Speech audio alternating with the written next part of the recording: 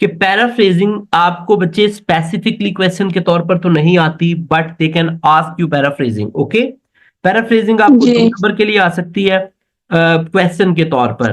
Paraphrasing होती जी क्या चीज है बच्चे? आपके पास उर्दू लिटरेचर जब हम पढ़ते हैं ना, हमारे पास होती हैं 3 चीजें। एक होता है जी मफहूम, ठीक है, और जी एक होता है हमारे पास तशरीह, और एक होता है नसर करना, ठीक है। जी। उसको क्या बोलते हैं? नसर करना। सर करना। नसर समझते हैं आप क्या करते हैं? नसर में यह होता है कि जो पोइट्री आपको दी होती है ना बेटा, उसी पोइट्री को आप सिंपल वर्ड्स में करके लिख देते हैं, ठीक है।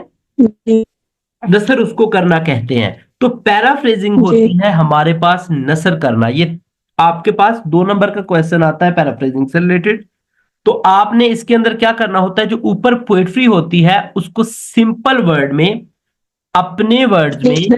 कन्वर्ट करके दोबारा से उसको लिखना होता है, रिक्रिएट करना होता है। अब उसमें आपने करना क्या क्या होता है? सबसे पहले यूज द सेम टेंस, कि जिस टेंस में बच्चे आपकी पोएट्री होगी, you are suppose to use the same tense for it. जी ओके बेटा। सेकंड बेटा, जी don't ever try to use your own opinion. अपने पास से जैसे तशरीह में आप लाइंस ऐड करते हैं ना, पैराफ्रेजिंग के अंदर आपने ऐसे लाइंस ऐड करनी है। नहीं करनी। उसके बाद है बच्चे थर्ड पॉइंट है, rephrase the stanza in your own words. ऐसा नहीं है कि आप ऊपर से वही वर्ड निकालें और नीचे लिख दें, no, that is not a जी style. Okay, you are suppose to change the wording of the poet in your own wording. Okay, आपने उसको जी। अपनी वर्डिंग के अंदर बेटा चेंज करना है, ठीक है। तो उसको वर्डिंग को चेंज हम्म। करने का तरीका क्या होगा, वो इंशाल्लाह हम प्रैक्टिस में देखते हैं। Right to the point, don't worry, don't try to explain it. आपने उसको एक्सप्लेन करने की कोशिश नहीं करनी, टू द पॉइंट बातों को लिखना है। समझे बात को? जी अब देखें जी नेक्स्ट लाइन देखें। ये मैं ले रहा हूं आपके 10th क्लास से, 9th क्लास से आपने पढ़ी नहीं है क्योंकि ये इजी थी थोड़ी सी। I wandered lonely as a cloud that floats on high over vales and hills when all at once I saw a crowd. तो राइटर क्या कह रहा है? beside the lake beneath the trees fluttering and dancing in the breeze। अब ये एक stanza हमारे पास मौजूद है। अब इसकी पैराफ्रेजिंग देखें, यहां तक एक स्टैंजा है बेटा। अब इसकी पैराफ्रेजिंग देखें, हम क्या कहेंगे? Poet says that he was wandering alone as clouds drifted. Drifted का सिनोनिम्स क्या होता है? वॉन्डर्ड। ओके, इसी का सिनोनिम मैंने जी। दोबारा इस्तेमाल किया रीफ्रेज करने के लिए। Over valleys and mountains, hills की जगह मैंने क्या इस्तेमाल किया? Mountain. Mountains. saw a group of daffodil flowers, those were dancing and fluttering near, beside की जगह near the lake under the ji trees in cool breeze। अब ये सारी की सारी जो लाइन यहां पे जितनी लिखी है ना पोइट्री के अंदर, सारी की सारी मैंने इस तरह सिंपल प्रोज फॉर्म में उनको चेंज कर दिया। इसको क्या जी। बोलते हैं? पैराफ्रेजिंग। क्या प्रोज। बोलते हैं? Paraphrasing. Second, paraphrasing. continuous as the stars that shines and twinkle on the Milky Way. They stretched in never-ending line along the margin of a bay. 10,000 saw I at a glance, tossing their heads in sprightly dance। तो वो कहता है कि वो किस तरह continuous थे। अब इसकी पैराफ्रेजिंग जरा देखते हैं। पैराफ्रेजिंग में poet says that the daffodils are shining like stars on the milky way. अब देखिए पहली लाइन में उसने यही बात की है। उसने कहा continuous as the stars that shine, ठीक है। तो हमने इसको कैसे लिख लिया? जी poet says that the daffodils are shining like stars on the milky way. They aligned in the never-ending line along the side of the lake. He saw 10,000 just in one sight. They were tossing their heads and doing joyful dance। तो वो क्या कर रहे थे? एक joyful dance कर रहे थे, और कर रहे थे। जी तो अपना हेड को टॉस कर रहे थे, स्प्राइटली इन हैप्पी मोड। ठीक हो गया? बड़ी खुशी के अंदाज जी से वो काम कर रहे थे। गॉट इट बेटा? अब ये कुछ मैंने वर्सेस यहाँ पे 10th क्लास से रिलेटेड ली हुई हैं, ठीक है। I hear leaves drinking rain, I hear rich leaves. अच्छा, आप एक चीज याद रखिएगा कि आपको पोइट्री बेटा कहीं से भी आ सकती है। ये स्टैंजा जो है ना, पोइट्री जी कहीं से भी आपको एक आ सकती है, अनसीन पोइट्री आएगी आपको। मोस्ट प्रोबेबली ये होता है कि केपीके की बुक से, एनबीएफ की बुक से, कैंटैब की बुक से, इन 3 बुक से आपको आती है। एमबीएफ की बुक कौन सी होती है? एनबीएफ की नेशनल बुक फाउंडेशन बेटा, अच्छा। नेशनल बुक फाउंडेशन, और एक तक कैंटैब पब्लिशर की बुक है, उसमें से आ सकती है, और केपीके की बुक है, खैबर पख्तूनख्वा बोर्ड की, ठीक है। इन जी 3 किताबों में से मोस्टली आपकी पोइट्री वो चुनते हैं, लेकिन ऐसा कोई हार्ड एंड फास्ट रूल नहीं है कि वो यहीं से लेंगे। लेकिन इस बार इतनी जी उम्मीद जरूर है कि एक स्टैंजा वो एनबीएफ की बुक से लाजमी लेंगे, क्योंकि ये नया सिलेबस है, पहली दफा आ रहा है, तो एक स्टैंजा आपका एनबीएफ की बुक से लाजमी। ये जो हमारे पास बुक चल रही है इसी में से? हाँ, पासबुक आप कौन सी इस्तेमाल कर रही हैं? आपने अभी तक मुझे शेयर नहीं की, आप मुझे शेयर कीजिएगा, फिर मैं बताता हूँ आपको, ठीक है। ठीक है। जो मैंने चैनल पे डिस्कस किया ना, उस बुक की मैं बात कर रहा हूँ, हाँ, national book foundation, national book federal board. Text book हाँ हाँ, बोर्ड, बिल्कुल बिल्कुल, इस्लामाबाद। इसमें से एक स्टैंजा आएगा, ठीक है। जी जी उसके बाद इस स्टैंजा को आप देखें, इसकी पैराफ्रेजिंग हमने इसी तरह डन की हुई है, ठीक है। और ये paraphrasing, poet says when it rains the leaves drink the water, the reach leaves on the top, ठीक है। तो ये सारे का सारा जी आपके पास ये आपकी पैराफ्रेजिंग है। उसके बाद ये आप पोएटिक डिवाइसेस वाला लेक्चर हमने कल डिस्कस कर लिया था। अब इस पोएट्री जी से रिलेटेड एक और चीज बच्चे हमें आती है, और वो होते हैं क्वेश्चन आंसर्स, जी ठीक है। जी अ, अब ये आपकी पोम है, फर्स्ट ईयर से ली हुई है, ठीक है। आई सा द डिफरेंट जी things you did but always you yourself, ये 3 नंबर पोएट्री है आपकी बुक के ऊपर, ठीक है। अब देखिए जी इसको, आई saw the different things you did but always you yourself you hid. I felt you push, I heard you call. I could not see yourself at all. तो मैं बिल्कुल भी, आपको वो कहता है, राइटर कहता है कि मैं देख नहीं पा रहा, but the changes that you are making I am observing all of them. सारे के सारे चेंजेस मुझे नजर आ रहे हैं जो आप तुम कर रही हो, बट जो तुम हो खुद नजर नहीं आ रही। I felt you push, I heard you call, ठीक है। मैंने देखा कि आपने पुश करती हो, आई हर्ड यू कॉल, तुम्हारी आवाज भी आती है, विंड से बात कर रहा है वो। आई कुड नॉट जी see yourself at all, लेकिन तुम्हें देखना नामुमकिन है। अब आपका बच्चे टास्क ये है कि आपने इन 2 स्टैंजा को पैराफ्रेज करना है। क्या करना है? जी पैराफ्रेज करना पैराफ्रेज है, करना। और इन दोनों स्टैंजा के अंदर से आपने पोएटिक डिवाइस ढूंढनी है, ठीक है। जी पैराफ्रेज करना है आपने इनको, जी ठीक है। और दूसरा आपने क्या करना है? Poetic poetic device. डिवाइसेस ढूंढनी है।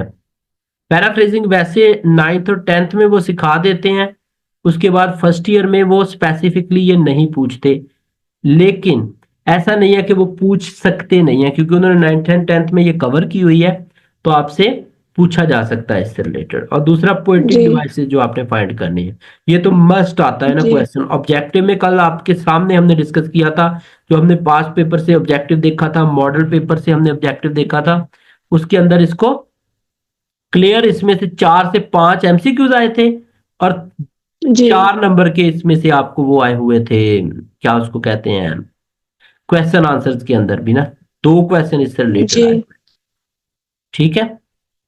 तो ये जी चीजें आपने 2 करनी करनी है बेटा, पोएटिक डिवाइस एंड जी पैराफ्रेज, ठीक है। ठीक है बेटा। जी 1 मिनट।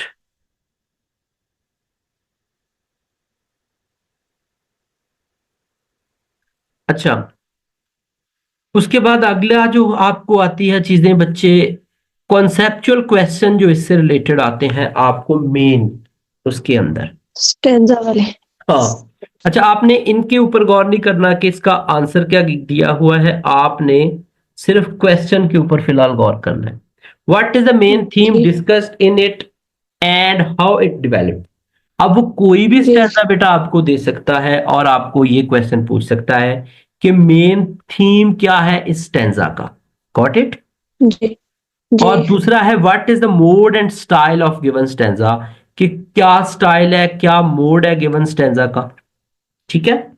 फिर आपको क्वेश्चन आ जी सकता है टोन से रिलेटेड, ये वो क्वेश्चन है जो कॉन्सेप्चुअल आते हैं, तीन चार जी क्वेश्चन तो पक्के होते हैं ना, दो क्वेश्चन एक पोएट्रिक डिवाइस से आ सकता है, एक राइम स्कीम का वो पूछ सकता है।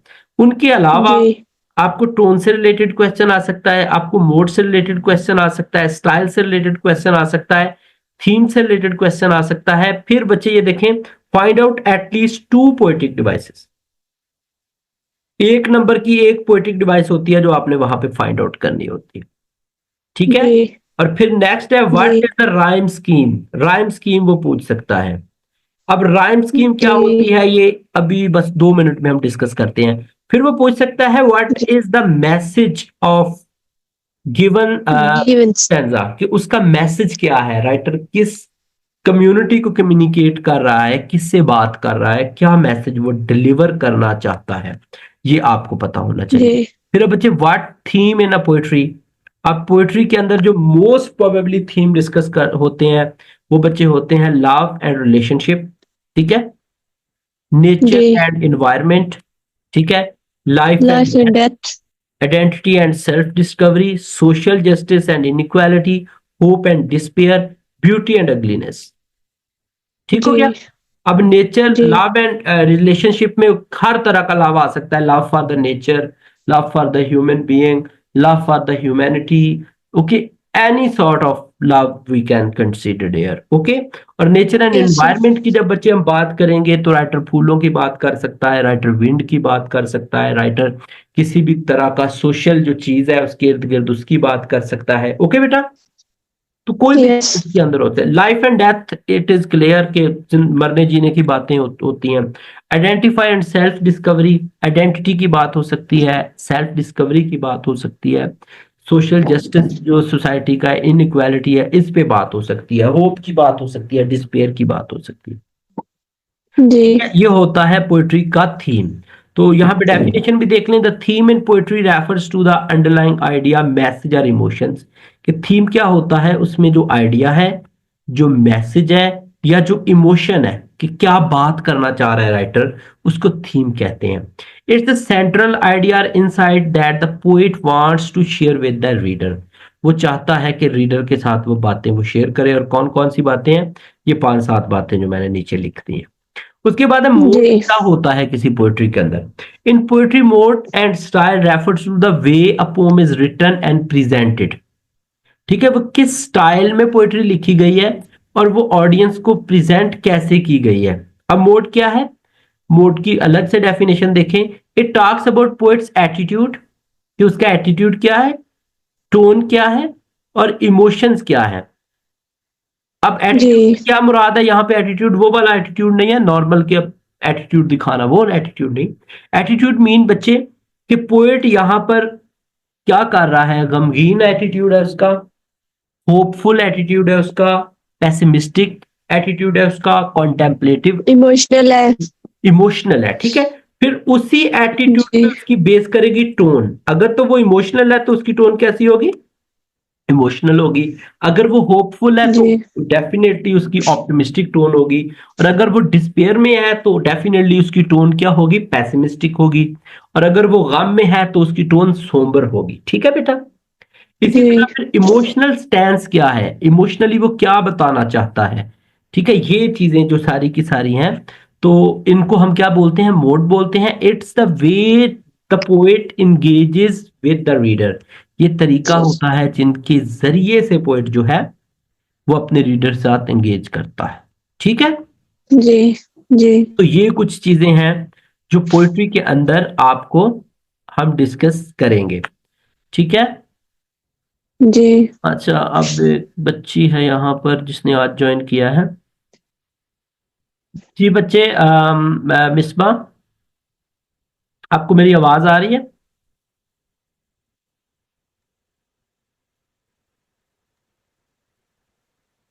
हेलो।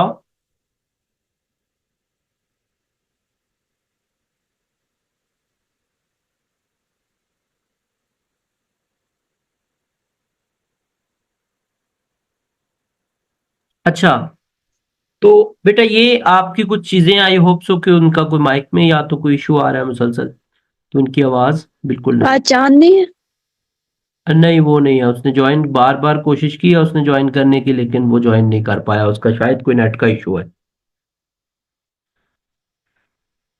बार बार ट्राई हुई है उसकी तरफ से, लेकिन मेरा नेट का मसला जी, उनका नेट का इशू आ रहा है कोई। ठीक है बेटा। जी तो अब आपका ये काम है कि आपने, मैं आपके साथ एक स्टैंजा जो है यहाँ पर वो उसको मैं स्क्रीन शेयर कर रहा हूँ, तो आपने उसके अंदर से जो है वो फाइंड आउट करना है पोएटिक डिवाइसेस को, जी ताकि थोड़ी सी यहाँ पे आपकी प्रैक्टिस हो जाए और फिर ये आपके लिए आसान हो जाए। तो स्टैंजा हम फर्स्ट ईयर वाला ही देखते हैं, जो आपकी बुक से रिलेटेड है, स्पेशली ये वाला। अब यहाँ से इसको स्टार्ट से जरा पढ़ें आप, और देखिए इसके अंदर से आपको कौन कौन सी पोएटिक डिवाइस मिलती है पहले स्टैंजा के अंदर। different thing you did, but is yourself, but I felt you wish. पहली लाइन में कोई नजर आ रही है आपको?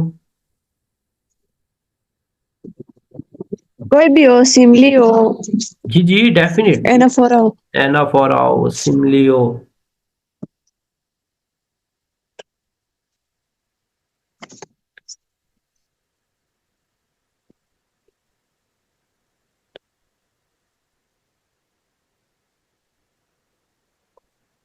ओ विंड, जी ये क्या है? एलिट्रेशन। नो बेटा, how it can be alliteration? Alliteration consonant sound से नहीं नहीं स्टार्ट नहीं होती है। नहीं, वो कॉन्सेप्ट। हाँ तो ये क्या हो जाएगा हमारे पास? ओ विंड एनाफोरा है, ठीक है, क्योंकि स्टार्ट में जी रिपीट हो रहा है ना। दूसरे नंबर जी पे जब वो आवाज दे राइटर किसी ऐसी चीज को जो मौजूद ना हो, तो उसको क्या बोलते हैं? ये मैंने आपको एस्ट्रो एप्स्ट्रोफिक, एपोस्ट्रॉफी।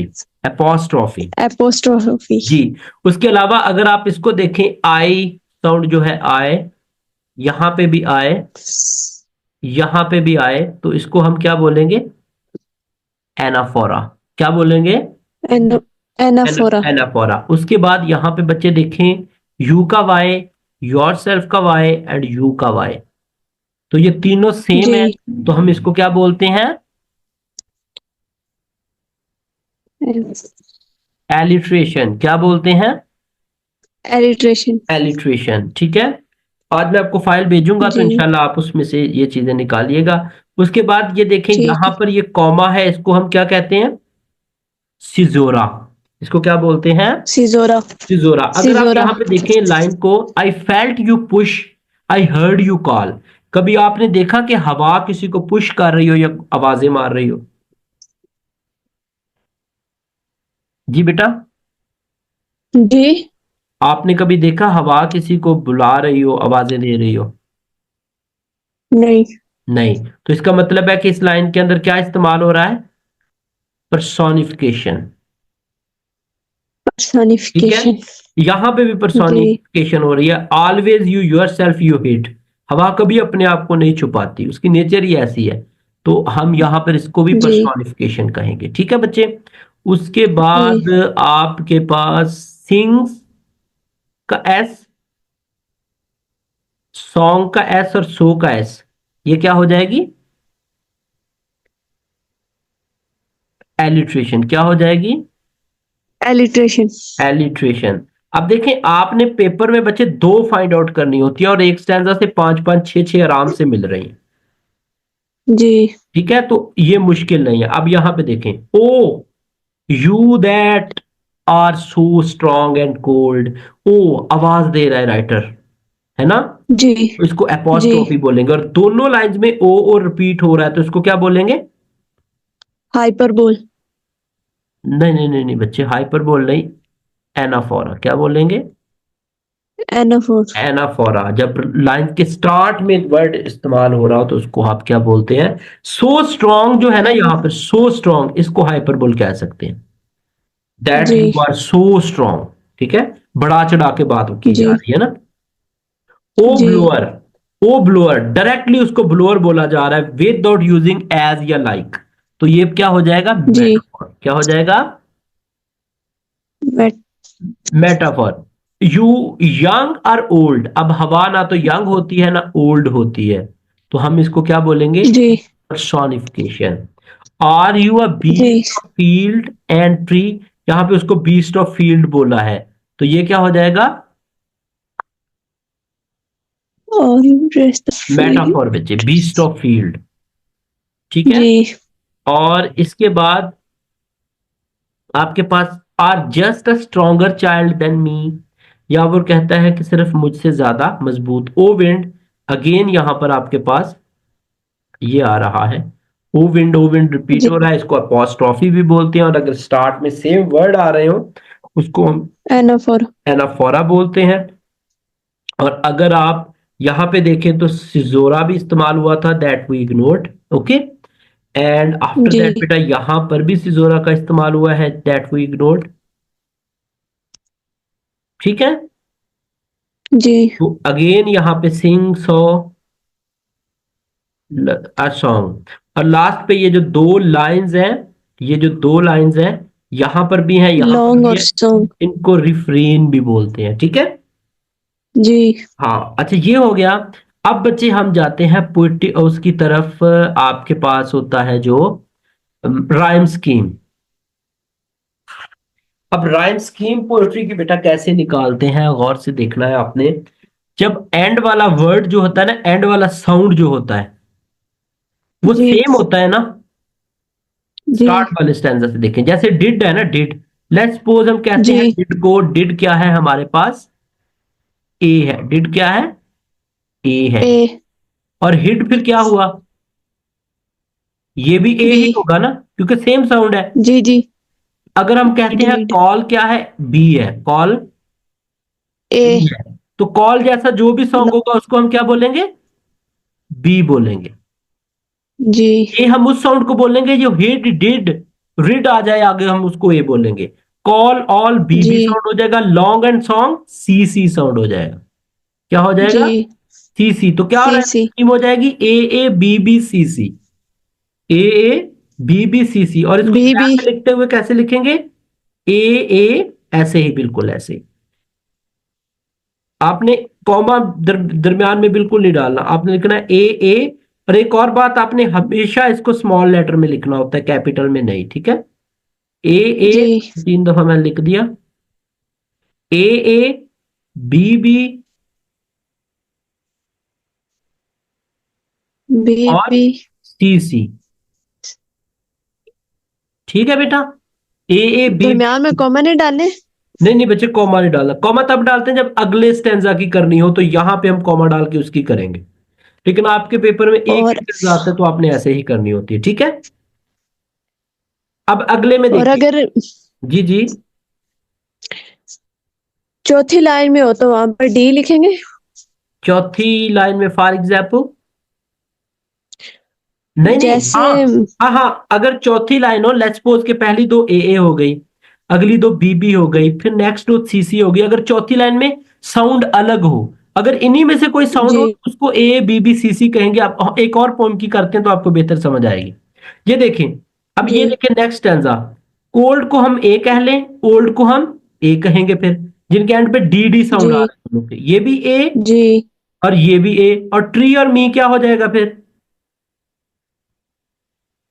बी और बी बी और D long and C. Song again C C हो जाएगा। तो इसकी भी क्या राइमिंग स्कीम हो जाएगी? ए ए बी सी सी। इस पूरी पोएट्री की राइमिंग जी स्कीम सेम है। ठीक है। हम जी ऊपर से कुछ स्टैंजा देखते हैं यहां से, ये देखें। अब पहला है हमारे पास फेल। ठीक है। जी इसको ए कह लें। अगेन अब इससे मिलता जुलता नहीं है तो इसको क्या कहेंगे? बी। ठीक है बेटा। अब देखें, जी फेल एंड प्रिवेल दोनों का सेम साउंड है, जी तो मैं इसको भी ये कह सकता हूं। जी अगेन एंड अगेन तो डेफिनेटली सेम वर्ड ही सेम है, तो इसको जी। बी कहूंगा। डिसग्रेस क्या हो जाएगा फिर? सी। और रे। और रेस जी क्या हो जाएगा? ये भी सी। और केस क्या हो जाएगा? ये जी भी सी। और अगेन एंड जी पे फिर अगेन है तो इसको हम क्या बोलेंगे? बी।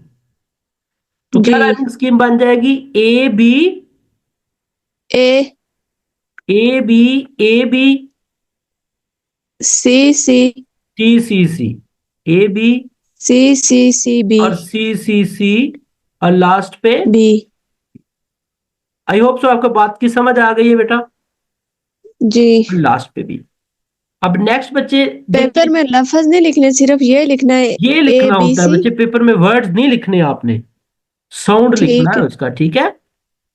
ठीक है। देखिए, if you find your task is hard, D sound है, इसको ए कह लें। जी। अगेन ए। को हम क्या बोलेंगे, बी बोलेंगे, मेरा ख्याल इसकी सेम ही होगी। रिवॉर्ड, जी। रिवॉर्ड एंड हार्ड सेम है तो इसको भी ए कहेंगे आप। अगेन, जी। अगेन आ गया तो उसको बी। बी कहेंगे। डू एंड यू सी हो जाएगा, डू यू एंड व्यू तीनों ही सी हो जाएंगे, और एंड पे फिर भी सेम राइमिंग स्कीम इसकी फिर भी। भी। जी। ठीक है। जी। तो उसके अलावा एक और पोइट्री देख लेते हैं ताकि थोड़ी सी क्लियर हो जाए अंडरस्टैंडिंग आपकी। कोई और है डिफरेंट?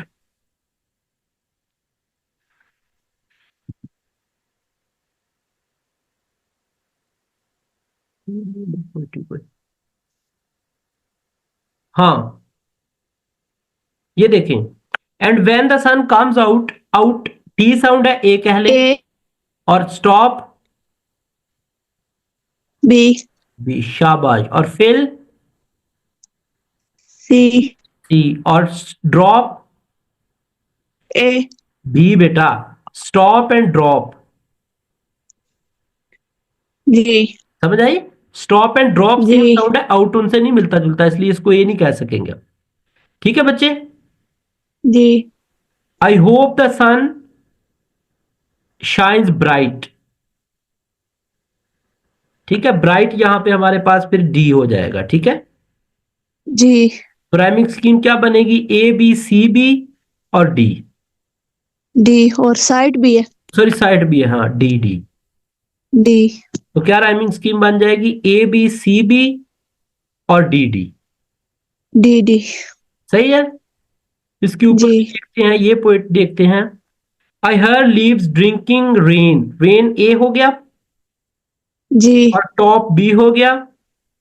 जी। रेन और बीनीथ कोई साउंड नहीं बन रहा तो ये सी हो गया, लेकिन टॉप सी एंड हो ड्रॉप गया। साउंड बन रहा है तो ये क्या हो जाएगा, B. B. Here. Here B is C हो जाएगा, और नियर बी सी हो जाएगा। तो A B C C B C C. Sorry near. Sorry sorry, नहीं, डी होगा ना, डी होगा, डी हमने क्योंकि ब्रीथ को पहले सी बोला हुआ है जी। तो हमने डी बोलना है। तो क्या हो जाएगा, A B C B D D. जी। जो इसके पहले स्टैंजा की थी वही इसकी निकली है। जी। सही है बेटा। जी। नेक्स्ट ये करके खुद करें जरा इसका। पहले मैं क्या लिखूं मैं, शाइन ए शाइनेश, ए शाबाश। वे बी शाबाश। एंड लाइन सी नो बच्चे, शाइन एंड और लाइन सेम साउंड है। बेबी। ये क्या है, ए, जी। और ये बी। और बी। और जी। ग्लैंस क्या होगा, सी सी। और डांस क्या होगा, सी। सी। तो क्या बन ग्लैंस और जाएगी, डेंस ए मिलते बी, हैं। A B C C. ठीक है बच्चे। जी। Shine and line same, way and bay same, और ग्लैंस एंड डांस सेम। जी। नेक्स्ट ये करके देखें, I wandered only as a cloud. A A, शाबाश। अब सही जाना है बी आपने, बी। क्राउड और गुड। क्लाउड, क्लाउड है, क्लाउड। ए। ए, शाबाश। Cloud and crowd same. जी। सी नो बच्चे, hills and daffodils. Hills. Daffodils same sound है ना एंड पे, हिल्स डैफोडिल्स। जी। ठीक है, और इसी तरह ये क्या हो जाएगा फिर, सी सी। सी। सही है। जी। तो आज की बात यहीं पे हम खत्म करते हैं। तो आज भी मैं ठीक। आपके साथ ये पीडीएफ फॉरवर्ड कर देता हूं आपको, तो जी। आप